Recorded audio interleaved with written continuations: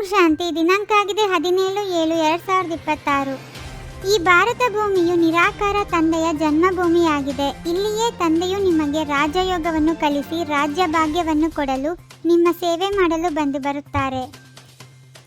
ಒಳಗೆ ಭಯವಿರಲಿ. ಒಂದು ವೇಳೆ ನಾವು ದಾನ ಕೊಟ್ಟ ನಂತರ ಮತ್ತೆ ಹಿಂತೆಗೆದುಕೊಳ್ಳುತ್ತೇವೆ ಎಂದರೆ ಬಹಳ ಪಾಪವಾಗಿ ಬಿಡುವುದು. ಇದಕ್ಕೆ ಕಠಿಣ ಶಿಕ್ಷೆಯನ್ನು ಅನುಭವಿಸಬೇಕಾಗುವುದು. ಇದನ್ನು ಸಹ ತಿಳಿದುಕೊಂಡಿದ್ದೀರಿ. ಯಾರಿಗೆ ಭಗವಂತ ಅಥವಾ ಅಲ್ಲಾಹ ಪರಮಾತ್ಮ ಎಂದು ಹೇಳುತ್ತಾರೆಯೋ ಅವರ ಸಮ್ಮುಖದಲ್ಲಿ ನೀವೀಗ ಕುಳಿತಿದ್ದೀರಿ. ಚಿತ್ರಗಳಲ್ಲಿಯೂ ಇತ್ತೀಚೆಗೆ ದೇವತೆಗಳ ಮುಂದೆ ಪರಮಪಿತ ಪರಮಾತ್ಮನ ಚಿತ್ರ ಲಿಂಗವನ್ನು ತೋರಿಸುತ್ತಾರೆ. ಅವರು ಎಲ್ಲರಿಗಿಂತ ಶ್ರೇಷ್ಠರಾಗಿದ್ದಾರೆ.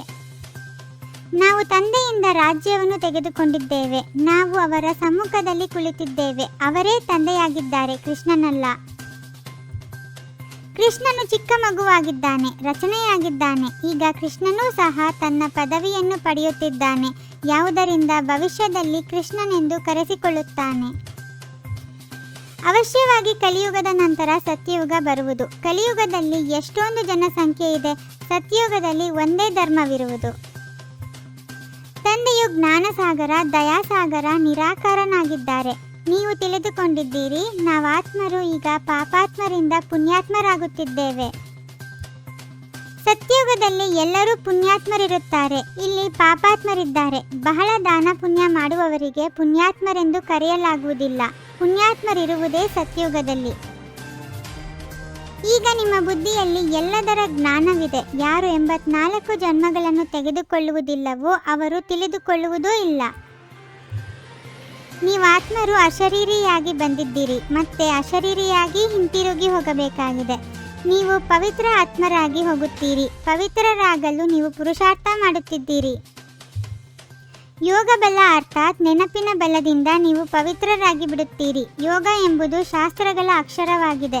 ಸರಿಯಾದ ಶಬ್ದವು ನೆನಪು ಎಂದಾಗಿದೆ. ತಂದೆಯು ಒಬ್ಬರೇ ಆಗಿದ್ದಾರೆ. ಆಸ್ತಿಯು ತಂದೆಯಿಂದ ಸಿಗುವುದು. ಎಲ್ಲ ಸಹೋದರರ ಸದ್ಗತಿದಾತನು ಒಬ್ಬ ತಂದೆಯಾಗಿದ್ದಾರೆ.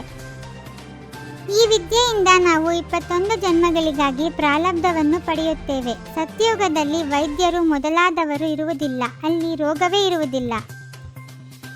ಇಲ್ಲಿ ನೀವು ಶಿವತಂದೆಯೊಂದಿಗೆ ಪ್ರತಿಜ್ಞೆ ಮಾಡಬೇಕಾಗಿದೆ. ಬಾಬಾ, ಇನ್ನೆಂದೂ ನಾವು ವಿಕರ್ಮ ಮಾಡುವುದಿಲ್ಲ. ನಾವು ಪಂಚವಿಕಾರಗಳನ್ನು ನಿಮಗೆ ಕೊಟ್ಟು ಬಿಡುತ್ತೇವೆ.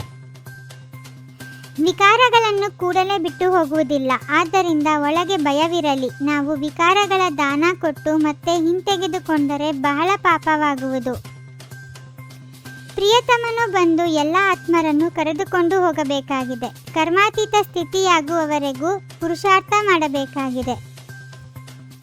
ಕರ್ಮಾತೀತ ಸ್ಥಿತಿಯನ್ನು ಪ್ರಾಪ್ತಿ ಮಾಡಿಕೊಳ್ಳಲು ಈ ಕರ್ಮೇಂದ್ರಿಯಗಳಿಂದ ಯಾವುದೇ ತಪ್ಪು ಮಾಡಬಾರದು. ಪವಿತ್ರರಾಗಿರುವವರ ಜೊತೆಗೆ ನೆನಪಿನಲ್ಲಿಯೂ ಶಕ್ತಿಶಾಲಿಗಳಾಗಿರಬೇಕಾಗಿದೆ.